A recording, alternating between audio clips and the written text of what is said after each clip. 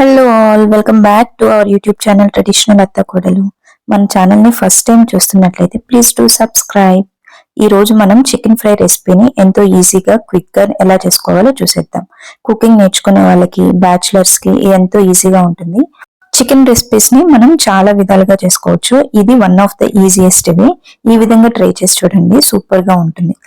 First chicken ని neat గా wash చేసుకున్న తర్వాత మన టేస్ట్ కి తగినంత సాల్ట్, కారం, పసుపు, 1 స్పూన్ ఆఫ్ అల్లం వెల్లుల్లి paste, 2 spoons of curd and కొంచెం ఆయిల్ వేసుకొని మసాలా అంతా కూడా చికెన్ కి పట్టేలాగా బాగా కలుపుకొని half an hour to 1 hour marinate చేసి పెట్టుకోవాలి. మ్యారినేట్ అయిన చికెన్ ని మనం 2 టేబుల్ స్పూన్స్ ఆఫ్ ఆయిల్ లో వేసుకోవాలి.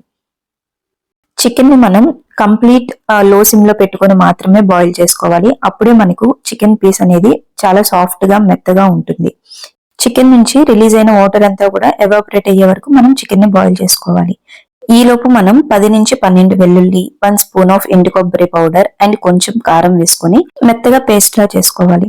చూసారు కదా, చికెన్ లోని వాటర్ మోస్ట్లీ ఇంకిపోయాయి. ఈ టైంలో మనం కరివేపాకు, 1 బిగ్ ఆనియన్ అండ్ 5 to 6 పచ్చిమిర్చి వేసుకొని బాగా కలిపి ఒక 5 to 7 మినిట్స్ చికెన్ లో ఆనియన్స్ ని మగ్గించాలి.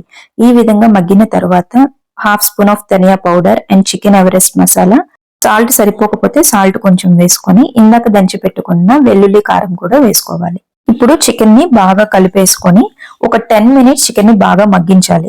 చికెన్ ని ఎప్పుడు కూడా మనం మీడియం ఫ్లేమ్ లో పెట్టుకుని మగ్గించుకోవాలి. అప్పుడే పీస్ అనేది చాలా సాఫ్ట్ గా ఉంటుంది.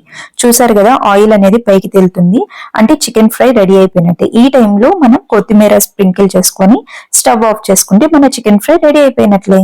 ఈ ప్రాసెస్ లో మీరు కూడా ఒకసారి చికెన్ ఫ్రై ని ట్రై చేసి చూడండి, సూపర్ గా ఉంటుంది. మీకు కనుక ఈ రెసిపీ నచ్చినట్లయితే please do subscribe to our channel. మళ్ళీ వచ్చి నెక్స్ట్ వ్లాగ్ లో కలుసుకుందాం. అంతవరకు బాయ్ బాయ్.